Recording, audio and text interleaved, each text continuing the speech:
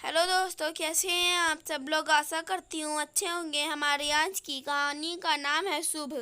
अवनी, देख तेरी ननद आई है, आकर पैर छू ले, सुनीता जी ने कहा। अवनी धीरे धीरे आई। अभी महीना भर हुआ था, ऑपरेशन से बेटा हुआ था। शरीर ज़्यादा साथ नहीं देता था और साथ में बेटे की वजह से रात भर सो नहीं पाती थी और ना दिन में आराम, क्योंकि कोई ना कोई आता ही रहता था मिलने को।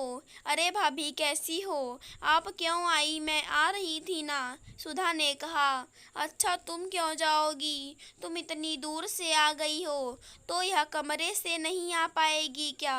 वैसे भी काम ही क्या इनके पास, बस कमरे में आराम ही करती है। एक हमारा समय था, एक हाथ में बच्चा पकड़ो और लगे रहो काम पर। आराम करने के लिए तो सिर्फ रात ही होती थी। सुनीता जी बोली। अरे चाची, कौन से जमाने की बात लेकर बैठ गईं। तब और अब में काफ़ी फर्क है। अब शरीर में उतनी शक्ति नहीं होती।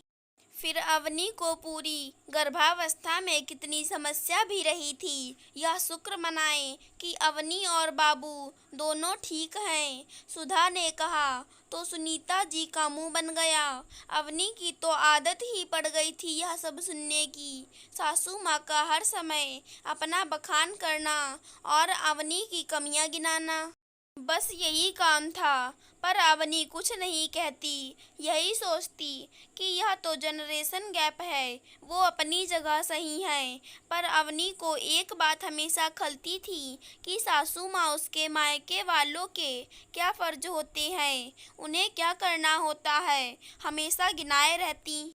ऐसा नहीं है कि अवनी के मायके वालों को कोई समस्या थी, वो तो हर चीज़ पूरे शौक से करते थे और जब वो करते तो सासू माँ बहुत खुश हो जाती और जब उसके मायके वाले आते तब अवनी पर भी खूब प्यार लुटाती। पर अवनी को यह सब अच्छा नहीं लगता था। खुद को गिरा महसूस करती कि क्या उसकी इतनी भी क्षमता नहीं है कि वह अपने बच्चे के लिए सामान मंगवा सके। लेकिन सासू माँ को यह सब रीति का हिस्सा लगता और कभी भी तोहफा लेने से इनकार नहीं करती। जब अवनी का ऑपरेशन हुआ तब वह मायके में थी, तब सारा कुछ उसके मायके वालों ने किया और जब बेटा हुआ तब उसके ससुराल वाले आ गए। पर ना किसी को मामा का तिलक याद आया, ना बच्चे के लिए कोई सामान, ना अवनी के लिए कुछ। सब उसकी माँ और भाई ने ही किया और ससुराल भेजते समय भी खूब सामान दिया जिससे बेटी का मान बना रहे।